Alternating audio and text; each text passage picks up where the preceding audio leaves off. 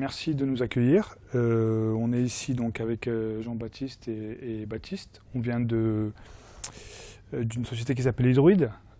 C'est basé à Monaco, c'est une start-up qui bosse globalement sur une solution à base de tablettes Android pour les écoles.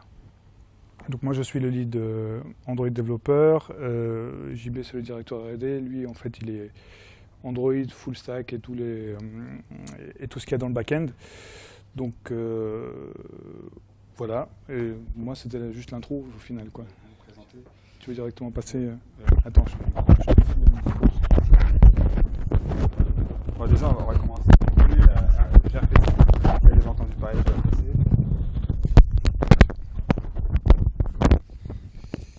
D'accord, donc certains d'entre vous ont déjà entendu parler de gRPC. On va commencer par gRPC, puis on va aussi parler de Apot aujourd'hui, puisque la présentation c'est gRPC, mais c'est aussi la partie authentification des end-users avec Apot.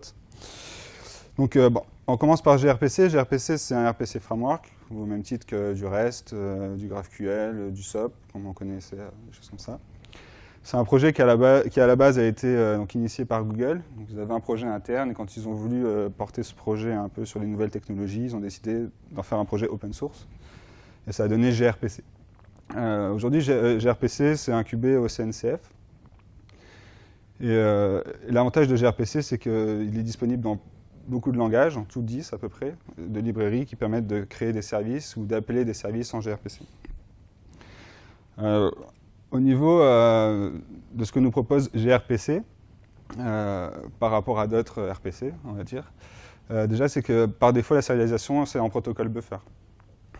Protocole buffer, on va revenir après, mais ça permet vraiment de sérialiser des données de façon vraiment efficace. C'est sur le top de HTTP2. Et HTTP2, ça va nous permettre d'avoir des optimisations sur les appels, etc. Ça va nous permettre aussi de déclarer 4 types de services. Aujourd'hui, les RPC tels qu'on les connaît, c'est des request reply. Et là, on va pouvoir faire donc, ce request reply. On va pouvoir aussi avoir un stream du côté du serveur. On pourra faire un stream du côté du client et récupérer une réponse du serveur. Et on va pouvoir aussi avoir un stream bidirectionnel. Aujourd'hui, on connaît le WebSocket. Ça va permettre aussi d'implémenter des choses par rapport au WebSocket. Au niveau des clients, on peut faire des appels synchrones et des appels asynchrones. Donc ça, généralement, les librairies clientes elles vont permettre de faire...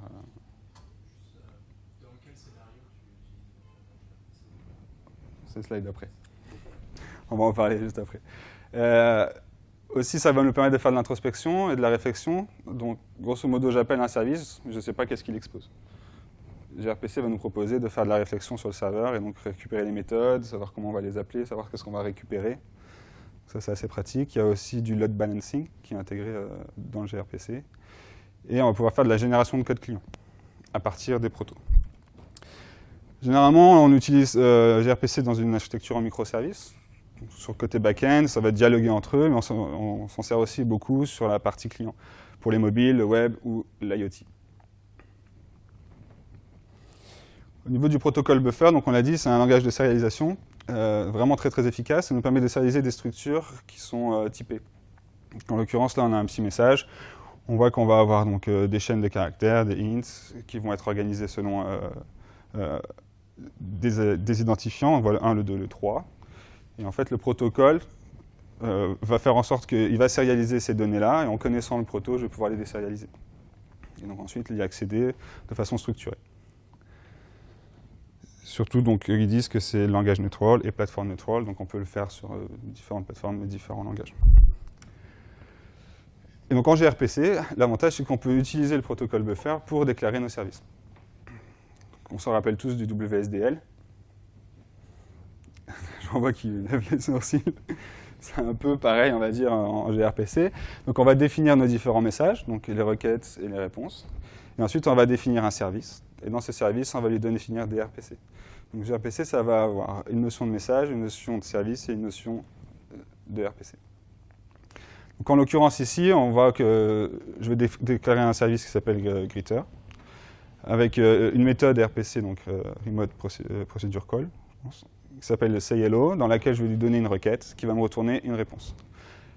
Et comme on l'a dit, on peut faire 4 types de services différents. Donc on a les services en request-reply. On va avoir des services où on va recevoir un stream. Et donc, on voit que le retour, c'est un stream de réponse. On va avoir des services où on va pouvoir faire un stream de requête et récupérer une réponse. Et on a un service bidirectionnel, comme on disait, où on va à la fois avoir un stream de requête et à la fois un stream de réponse. Et donc, après, au niveau du serveur, tout ça, c'est-à-dire que sur un service où je vais envoyer des streams, donc le serveur il va attendre que tout le stream de requête soit rentré, puis il va répondre. Sur un client, sur un server-side stream, à ce moment-là, c'est-à-dire que je vais lui demander une requête, il va m'envoyer des réponses en streaming. Donc ça, c'est un peu qu'on connaît aujourd'hui hein, sur du Socket.io ou des choses comme ça.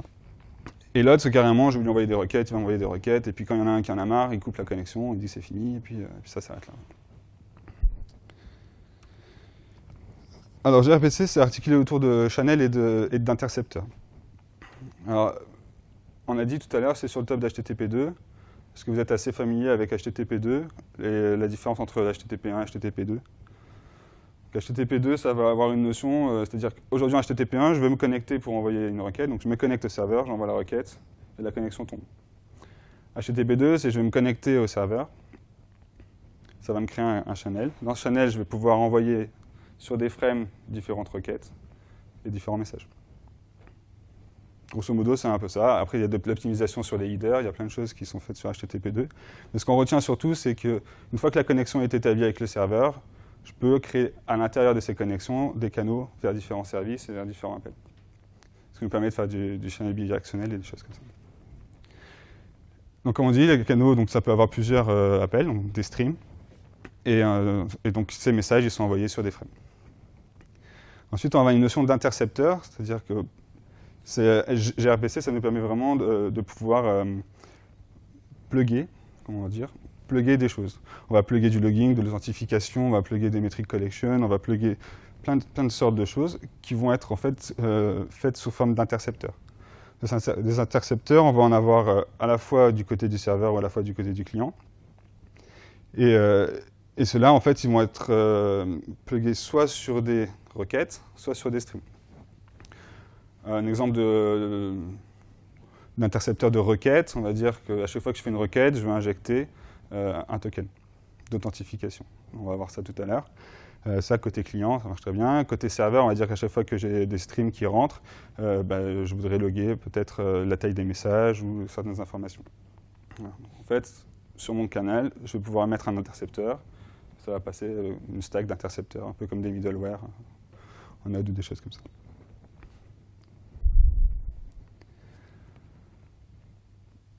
Ça, c'était pour une quick introduction, on va dire, sur à peu près gRPC. Alors, on va faire une démo après pour voir un peu à quoi ça ressemble. Et si vous avez des questions, on en parlera après. Alors, Apot. Est-ce que quelqu'un connaît Apot? Est-ce que quelqu'un a déjà utilisé Apot? Ok, bon. Apot, c'est un SDK, principalement, qui va être disponible sur iOS, sur Android et sur JavaScript native, qui va permettre de faire l'authentification et l'autorisation des utilisateurs. C'est sur le protocole OAuth et OIDC, donc OpenID Connect. Ça va nous permettre surtout d'enforcer les bonnes pratiques. C'est-à-dire qu'il y a des RFC qui existent sur les bonnes pratiques, sur comment je dois connecter un utilisateur à travers une application native. Et en utilisant un SDK comme Apot, ça va me permettre de facilement mettre ça en place et d'être sûr d'avoir les bonnes pratiques. Par exemple, le Pixie Support, ça me permet de... Dans le OAuth 2, il y a un grand type qui s'appelle le code, où en gros, je vais demander un token en échangeant un code contre un token.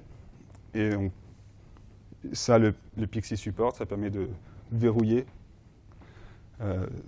cet appel-là dans le cadre d'une redirection qui soit spécialisée. Donc, en général, quand on fait de la redirection sur ce genre de protocole dans une application, on va utiliser un URHCAM. Et donc le Pixie, ça permet de sécuriser ça. Donc tout ça, c'est intégré dans le SDK, directement. Plus l'OIDC, etc. Peut-être on peut faire une introduction au OAuth 2, OIDC, parce que c'est quelque chose que vous connaissez. OAuth 2, ouais. Et la différence entre OpenID Connect et OAuth 2. D'accord. Donc OAuth 2, c'est un Authorization Framework. Grosso modo, on l'utilise souvent quand on fait un appel à Facebook ou d'autres sites comme ça, ou même un Twitter. On va recevoir un client ID, un client secret, on va faire une autorisation. C'est une délégation de pouvoir à un service, enfin une délégation de ressources en tout cas à un service. Donc l'exemple, c'est ça, c'est en gros, j'ai un service d'impression d'un côté, j'ai un service de stockage de photos de l'autre, et je vais déléguer en fait à mon service d'impression le droit d'aller chercher mes photos. Ouais. Ça, c'est la partie OAuth. La partie OIDC, ça vient en fait ajouter sur le top de OAuth 2 la partie identification.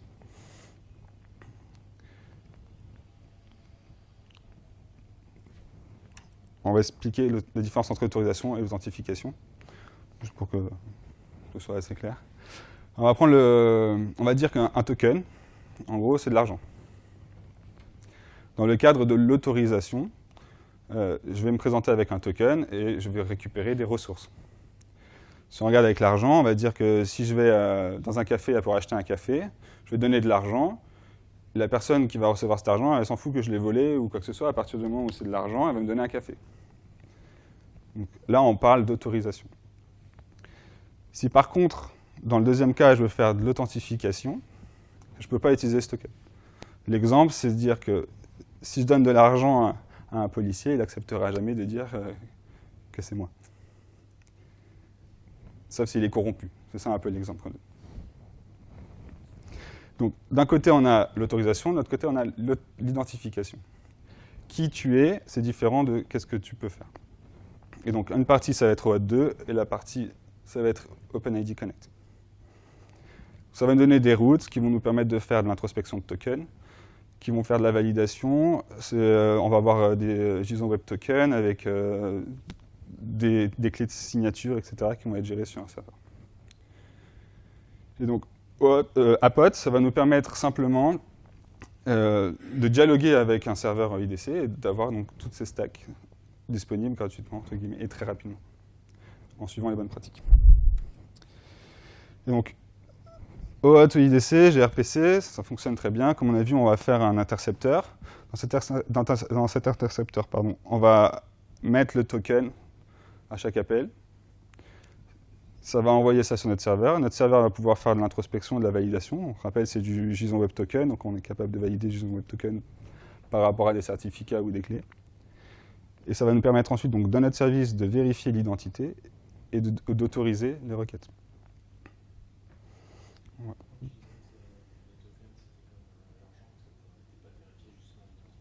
C'est ça. Dans OAuth 2, si on prend un token en OAuth 2, c'est vraiment que de l'argent. Ouais. Maintenant, cet argent, si je le donne, par exemple, à la banque, si c'est un chèque, il va pouvoir valider que c'est bien mon chèque. Ouais. On va vous faire une petite démo. Enfin, on va en tout cas montrer un peu ce que ça représente un service en gRPC, dans lequel on va introduire cette notion un peu d'identité. Et ensuite, on va vous montrer comment on va, sur une application Android, implémenter en fait cette partie de AppOt avec l'envoi du token au gRPC pour voir qu'on récupère bien l'identité à travers le service. Donc ça, c'est un service qu'on a préparé pour vous. Donc il n'y a pas de surprise. Hein. Je pense qu'on ne voit pas très bien peut-être. Je vais montrer un peu plus gros. Voilà, donc on a un service assez simple, comme on a vu tout à l'heure. C'est un Glitter Service avec un seul appel, un say hello, dans lequel je ne vais rien lui envoyer, et va me retourner un message. Donc ça va être assez classique.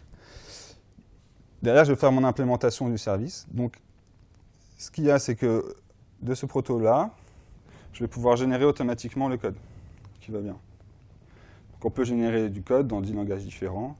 On peut faire du Go, on peut faire du Java, on peut faire du C++, on va pouvoir faire du Python.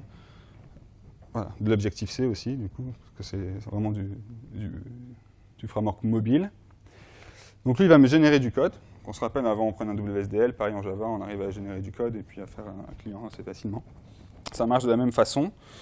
Et donc ensuite, on va faire ce qu'on appelle notre implémentation. Donc on va simplement implémenter la méthode sayHello qu'on voit ici. Donc je vais avoir une exécution. Donc la première partie, ça va me permettre de récupérer mon token. Donc cette méthode-là, grosso modo, c'est une implémentation qu'on a fait sur Hydra, qui est un serveur OIDC open source que vous pouvez télécharger. Donc là, ce que je vais faire, c'est ce qui s'appelle de l'introspection. C'est-à-dire qu'on va me donner un token, mais moi, je ne vais pas le truster, ce token. Je vais aller demander à mon service, OK, est-ce que c'est... Qui c'est celui-là? Et donc lui, il va me retourner ce qu'on appelle un OpenID token. Et dans cet ID token-là, je vais avoir des informations sur le sujet, quand est-ce qu'il a été issue, jusqu'à quand est-ce qu'il est valide, pour quel service il a été édité, etc. Donc ça, c'est vraiment la côté identité. Et l'autorisation, ensuite, c'est moi qui vais la gérer par rapport à ça. Est-ce que je t'autorise ou pas par rapport à ton identité à faire telle action? Voilà, le service qu'on va faire, il est très simple. Donc il va faire son introspection. Depuis l'appel, je récupère le token, je fais de l'introspection et je retourne simplement le sujet. On voit ici, j'ai un token.subject. Donc ça veut dire que Paul, il va utiliser Android, AppHot, il va faire sa connexion sur le service provider, pardon. Il va m'envoyer un token. Moi, je vais valider ce token sur le service provider et retourner l'identité qui m'a donné.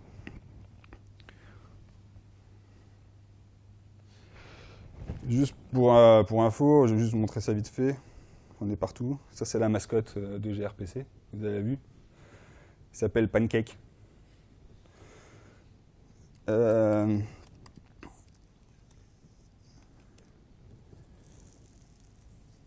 Donc là, concrètement, j'ai un client IDC qui va afficher le token. Donc ça va être un JWT qu'on va recevoir dans le JSON Web Token, qu'on voit ici, le fameux ID token, qui va pouvoir avoir mon nom, mon first name, mon last name, mon email, qui va avoir ma locale et quelques informations comme ça.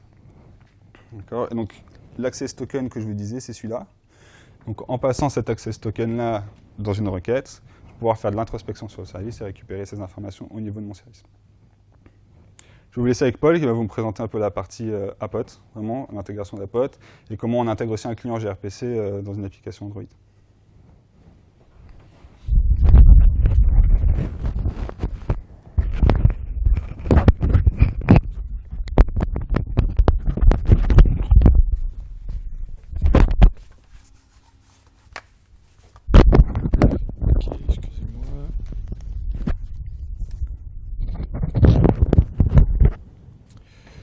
Ok, donc JB vous a présenté donc toute la partie, on va dire, serveur.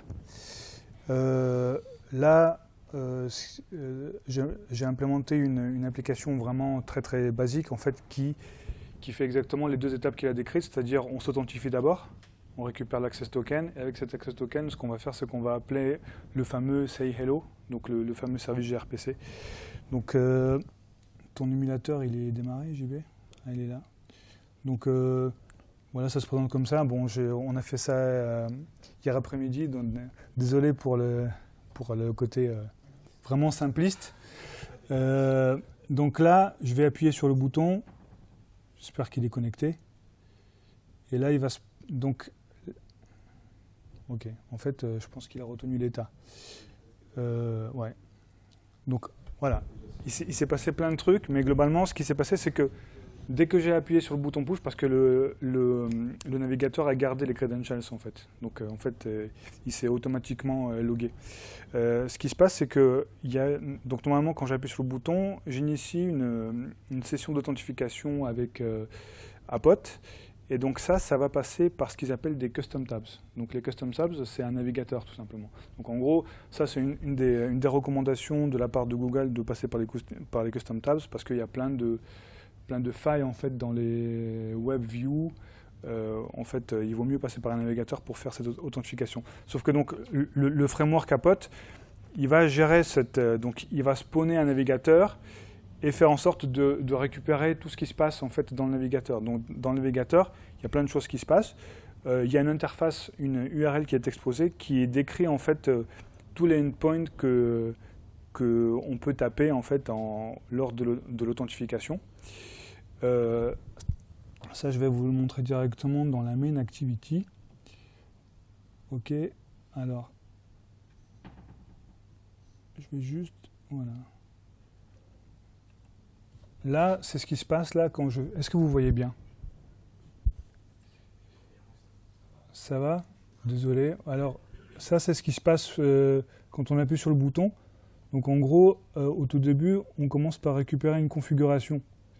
Et cette configuration, donc, on récupère la configuration. Et si cette configuration est faite avec succès, donc ça se passe dans cette callback-là,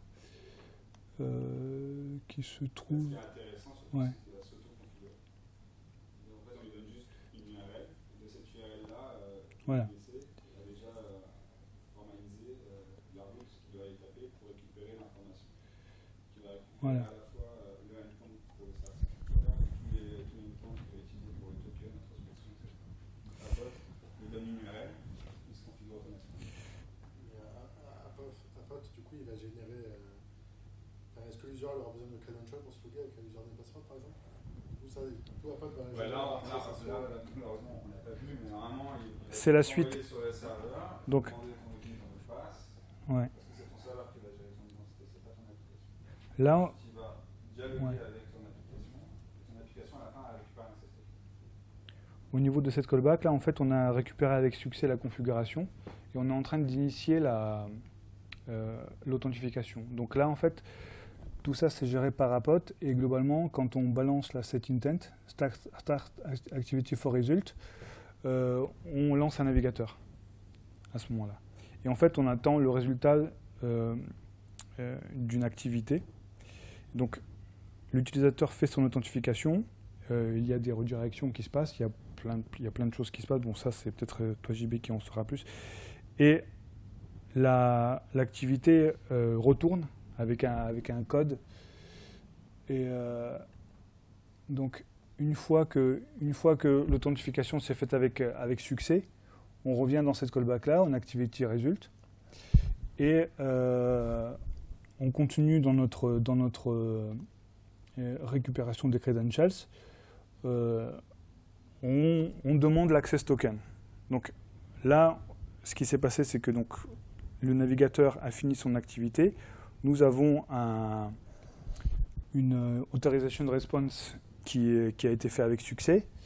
Et là, on demande le token. Donc, le token, une fois qu'on le récupère, on tient exactement donc, entre les mains le token tel qu'a été évoqué ici par JB, cet access token-là. Voilà.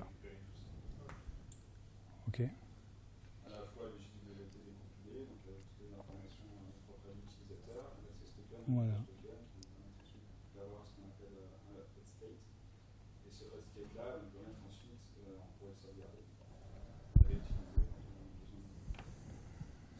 OK. C'est vrai qu'Apple est aussi capable de faire le flash token automatique. Donc, quand on va lui demander un token, il va valider la validité, il est encore valide ou pas, sinon il va utiliser son flash token pour vous faire un token. Alors, la prochaine étape, une fois qu'on a l'access token, c'est d'appeler le service gRPC. C'est ce que je fais dans ce bout de code-là. Et donc, bon là, enfin, je ne vais pas rentrer dans le détail de toutes les lignes de code. En gros, on crée exactement ce dont parlait JB juste avant. On crée un canal de communication en injectant l'access token dans un intercepteur. Et on fait un appel asynchrone en fait au service gRPC. Là, il y a donc la notion de stub, la notion de futur. Et une fois que donc, le résultat d'un appel gRPC, c'est soit un succès, soit une failure. Et donc, si jamais ça fail, il y a plusieurs statuts qu'on peut récupérer. Il y a tout un tas de statuts. Mais donc, si c'est effectué avec succès, en fait, on a une reply. Donc, la fameuse reply qui a été déclarée dans le proto et qui a été remplie dans cette classe ici, là. Donc, au préalable, bien sûr, avant d'exécuter ce code, j'ai pris le point proto, le protocole buffer que a généré JB. Je l'ai mis dans un endroit, j'ai appliqué un plugin Android pour prendre en compte ça.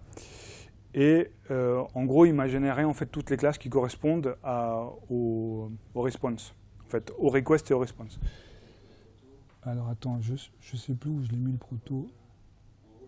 Ah oui, c'est ça, je me mets en mode project. Voilà, celui-là. Hello Proto, c'est le même. C'est exactement le même. La seule différence, c'est que je lui précise quand même en option là un Java package dans lequel je veux que toutes les classes, une fois que le compilateur de Proto aura fait son travail, je veux juste avoir un package à adresser en fait où il y a toutes les classes Java qui correspondent au request et au response. Donc là, ouais, le Gradle aussi. Alors, grosso modo, pour faire un service, pour appeler un service en gRPC depuis Android, on lui met un proto, on lui rajoute un test dans le Gradle. Ouais, bon ça. C'est un plugin Gradle qui va faire la génération. Voilà, c'est ça. Là, c'est le plugin Proto Buffer. OK. Après, de là, vous pouvez simplement. Il y a des tasks. Ouais, il y a des tasks et ce sont ces tasks-là en fait qui génèrent automatiquement les classes et qui sont donc directement accessibles dans les appels gRPC. Tu peux montrer peut-être ce qui est généré à gauche Celui-là, ouais. Donc c'est pas censé être édité, hein, c'est imbitable, mais c'est l'extension du point proto. Au niveau du versionning, c'est général comment, imagine, dans le protocole, on rajoute un nouveau champ. Alors, il y a des politiques de versionning. Alors, je sais que le plus important, c'est de ne pas en enlever. Alors, en fait, ça rappelle qu'il y avait des numéros devant chaque champ.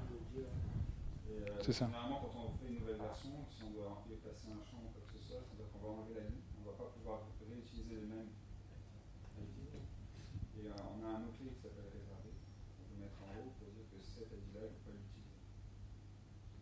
Normalement, c'est comme ça qu'il faut faire son. Surtout sur Après, s'il n'a pas de champ, s'il n'est plus, il va gérer.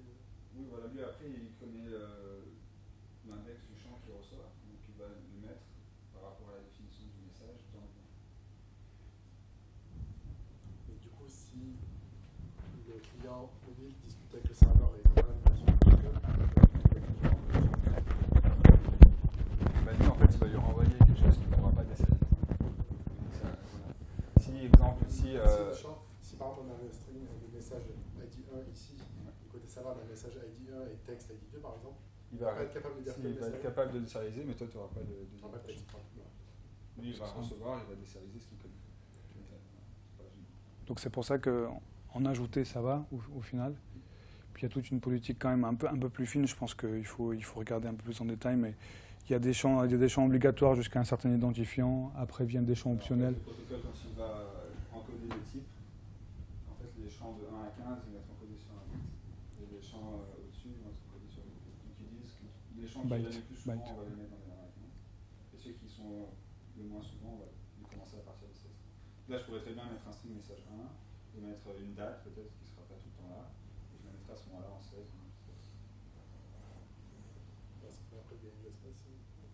C'est surtout sur un petit. Parce que dans tous les cas, lui, ce qu'il va envoyer, ça va être l'index, le type et la valeur. L'index, le type, la length, c'est la valeur, je pense, quelque chose comme ça. Et après, voilà. C'est pour ça qu'un message en protobuf, quand on le reçoit, si on n'a pas de proto, Ça pénétre dans ça va coder. ouais, c'est peut-être une petite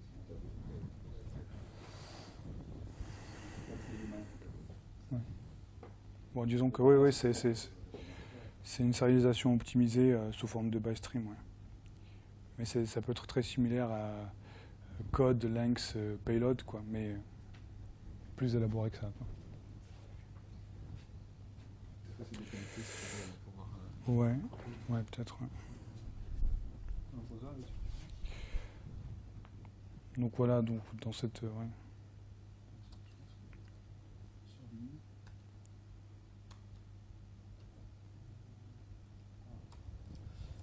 Dans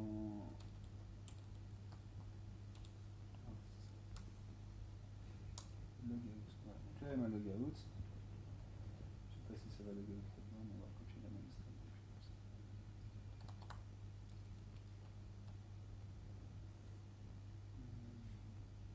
Ça, je crois que c'est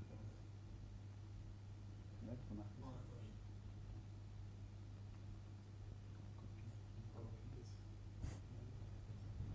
Voilà, là tu es déconnecté, donc si tu retournes dans ton app. Hydroid démo, là, celui-là, oui. Voilà. Qui est là,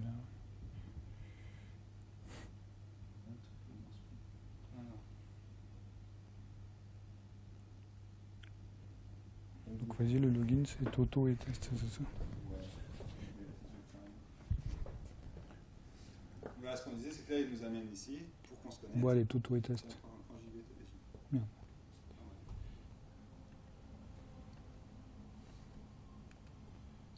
C'est fou, quoi. C'est pas super pratique. Attends, c'est bon, j'avais. Ouais. Tu l'as. Hop.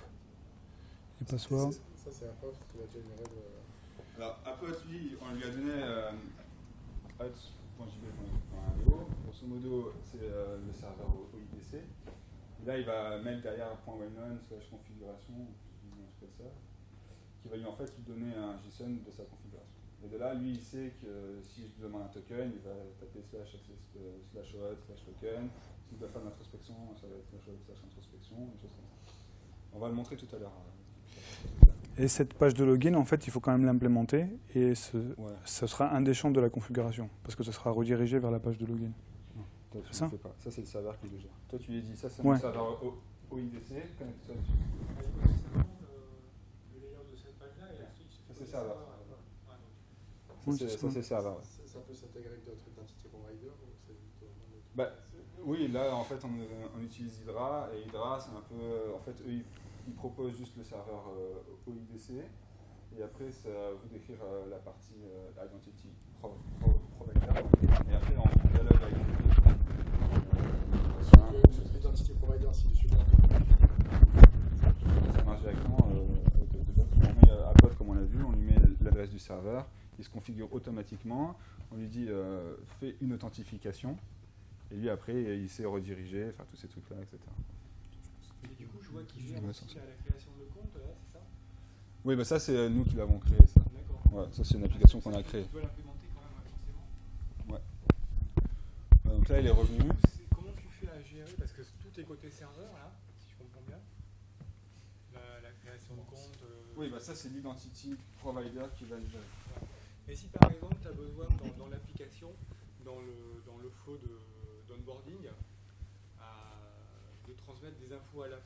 Par exemple, je pense tu vois, quand tu dois, pour le RGPD, donc maintenant dans les flows d'onboarding, tu dois demander à l'utilisateur s'il accepte de te donner sa localisation, etc.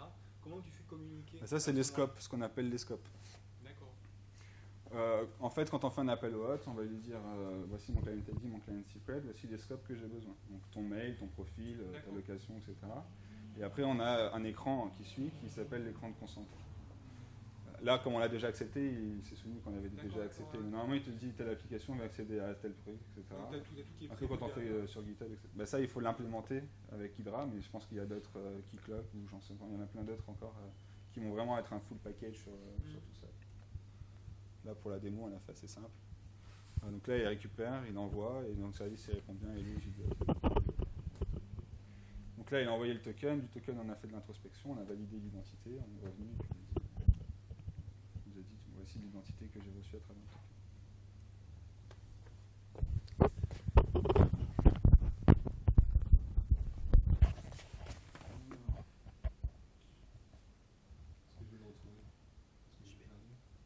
Du coup, l'intérêt, c'est que tu peux customiser ta page de guide sans publier là, en fait.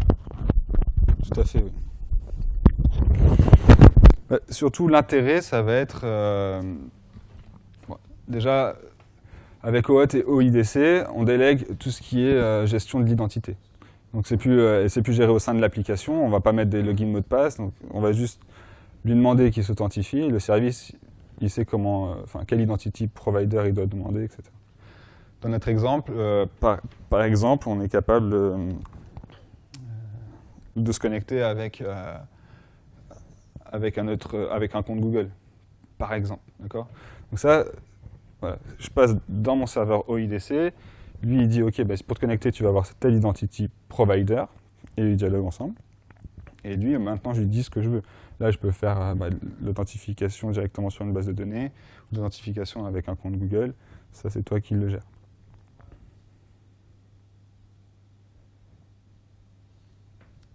Voilà, donc là, ce qu'on a vu, c'est comment déjà générer un stub en gRPC, c'est-à-dire on prend un proto, on met quelques lignes, ça nous génère tout le code pour faire le client gRPC.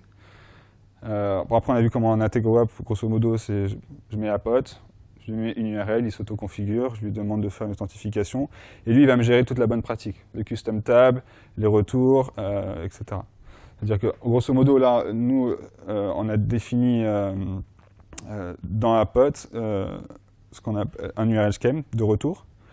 Et donc le serveur OIDC dans son flow OAuth, c'est-à-dire une fois que j'ai fini l'authentification, il va rediriger directement sur mon URL scheme. Et ça va être pris en compte par Apote, automatiquement pour vous. Et ça va vous faire un activity result avec un bon intent et tout ce qu'il y a dedans. En fait, l'activité qui est lancée, c'est le navigateur, c'est ça? C'est une des librairies, effectivement. Je pense que ça va être une activité Apote qui va, lui, gérer toute la partie configuration du custom tab et retour, etc. Quoi. Si, puisque c'est un custom tab, et le custom tab, ça va être Chrome. Alors, les custom tab, il y en a sur Firefox aussi, il y en a sur certains browsers. Pas tous les browsers ont un custom tab aujourd'hui. Hein. Mais voilà. Par contre, il gère tout ce qui est redirection. Ça, c'est Ouais. Au niveau implémentation, on a vu que chez Chrome, il y a quelques implémentations. On peut mettre, par exemple, un petit header en plus. Ça, c'est le custom tab Chrome. On ne peut pas le faire sur le custom tab de Firefox ou des choses comme ça. Mais après, c'est des implémentations. Il faut voir comment ça évolue. Bon, je cherchais mon slide, mais je crois que je l'ai perdu. Voilà. Ouais. Si vous voulez aller plus loin, il y a le site de gRPC, grpc.io. Vous avez toute la documentation historique, etc. Les projets du CNCF sont très intéressants. Il y a beaucoup de choses sur tout ça, ce qu'on a vu là. Awesome gRPC, avec tous les outils de la communauté. Proto Registry, ça c'est aussi bien, c'est un projet de Spotify qui permet en fait, avec la réflexion, de faire de la documentation. Donc, quand on veut documenter ces services, on peut tous les mettre là-dessus. Pour tout ce qui est de OIDC, OAuth, vous avez le site d'OpenID Connect et le site de OAuth 2 qui vont vous rentrer vraiment sur le protocole. Et ce qu'on disait aujourd'hui, donc la RFC pour tout ce qui est OAuth for Native Apps, qui est implémenté donc du coup gratuitement dans Apote. Voilà. Donc eux précisément, ils disent que si on passe sur les WebViews, on peut sniffer tout ce qui est token, etc., les clés. Et, voilà. Et qu'il faut passer par les custom tabs parce que c'est un environnement un peu plus certain. Petit mot pour Hydroid, donc voilà, donc la compagnie pour laquelle on travaille. On recherche des développeurs qui veulent bien nous rejoindre. C'est à Monaco, donc n'hésitez pas si vous avez besoin de contacter. On a un site web aussi où vous pourrez voir un peu tout ce qu'on fait. Voilà, et donc je vous remercie.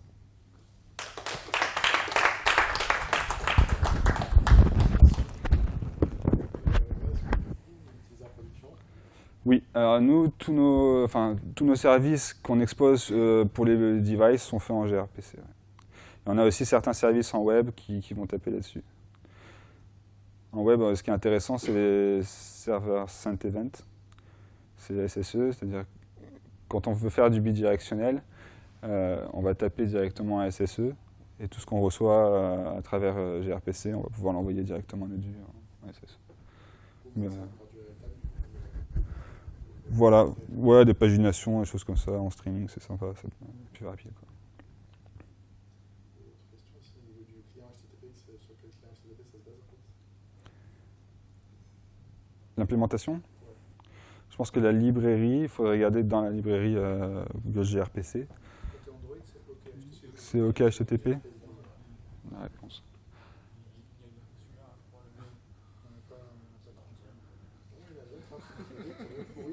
Il y en a d'autres.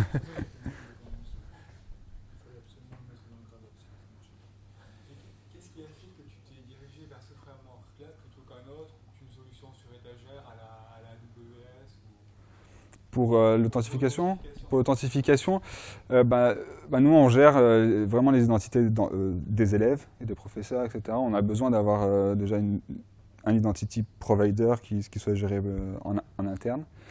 Et du coup, la sécurité, ce serait très important. Et le protocole OAuth 2 et OIDC, surtout OpenID Connect, très largement utilisé. Donc, ça a été un choix assez certain. On sait qu'aujourd'hui, dans l'éducation, il y a tout ce qui est des projets d'environnement numérique de travail, etc. Ils utilisent des connecteurs CAS, qui sont encore un autre protocole. Il y a des protocoles SAML aussi, on les connaît. Mais celui-là, c'était le plus obvious. Surtout que voilà, SAML, on va se retrouver sur traiter du XML, alors que là, on est vraiment sur du JSON Web Token avec des sécurités, et des cryptages, etc., qui est intéressant.